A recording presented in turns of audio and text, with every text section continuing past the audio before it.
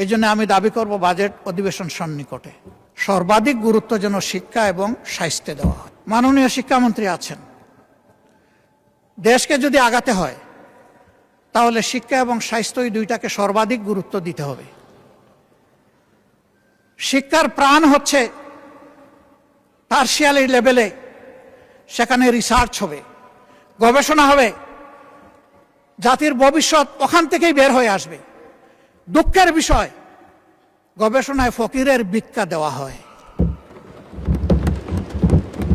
ফকিরের ভিক্ষা দেওয়ার কারণে ওই ভিক্ষাগুলো লুটপাট হয়ে যায় অনেক ক্ষেত্রে, সেগুলোও কাজে লাগে না। তবে আমি একটা সেক্টরকে বরাবর ধন্যবাদ দেই, আজও ধন্যবাদ দেব। এটি হচ্ছে আমাদের কৃষি বিভাগ, কৃষি বিশ্ববিদ্যালয়। তাদের অর্জনকে আমরা অস্বীকার করলে নিজেকে অস্বীকার করার শামিল হবে। তারা এই দেশকে অনেক কিছু দিয়েছেন। মেধাতে ইন্টারমিডিয়েট পাস করার পরে আমাদের সময় যেটা ছিল, সবচেয়ে বড় মেধাবীরা যেত বুয়েটে, এরপরে যারা মেডিকেলে, তারপরে যারা কৃষিতে, এরপরে যারা পাবলিক ইউনিভার্সিটিতে। অবশ্যই তার ব্যতিক্রমও ছিল, অনেক প্রখর মেধাবীও হয়তো প্রায় পাবলিক ইউনিভার্সিটিকে ফার্স্ট চয়েস হিসেবে গ্রহণ করে নিয়েছে, কিন্তু ইন জেনারেল ট্রেন্ডটা এমন ছিল।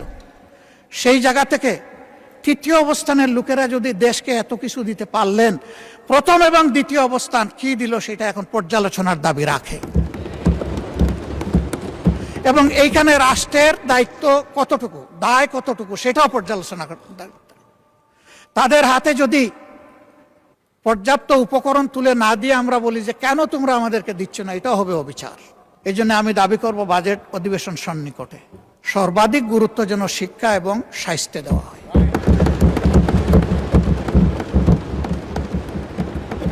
যদি একটা সুস্থ সবল জাতি গঠন করতে হয়, অবশ্যই একটি সুস্থ স্বাস্থ্য ব্যবস্থা আমাদেরকে গড়ে তুলতে হবে। কিন্তু এখানে সবাই স্বাস্থ্য ব্যবস্থার ব্যাপারে হাহাকার করেছেন, সবচেয়ে বেশি হাহাকার করেছেন স্বাস্থ্য সেবার বিষয়টা নিয়ে।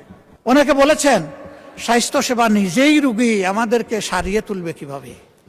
সঠিক, 1000 শয্যা বিশিষ্ট হাসপাতালে রুগী ভর্তি থাকে 3700। How could be possible?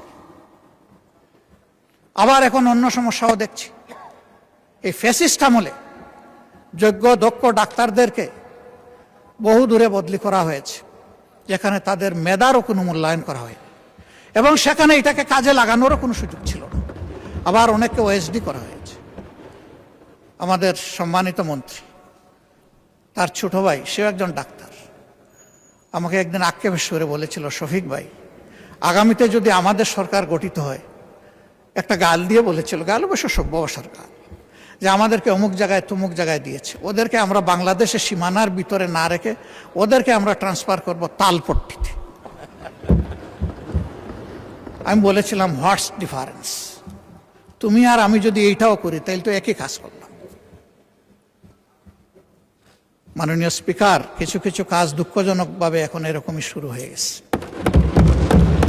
Fascist আমলে যারা বঞ্চিত ছিল, নিগৃহীত ছিল, ওএসডি ছিল, খালে বিলে তালপট্টিতে যাদের পোস্টিং ছিল, এখন আবার তাদের উপরে সেটা চলে এসেছে। কেন? আমি মাননীয় প্রধানমন্ত্রীকে সম্মান রেখেই বলছি, তিনি বলেছেন আমরা একটা মেরিটোক্রেটিক নেশন বিল্ড আপ করতে চাই। আমি তাকে বলবো, দল আদর্শের ভিত্তিতে নয়, মেরিট এবং কমিটমেন্টের ভিত্তিতে সমস্ত নাগরিকগুলোকে আপনার নেতৃত্বে যেন মূল্যায়ন করা হয়।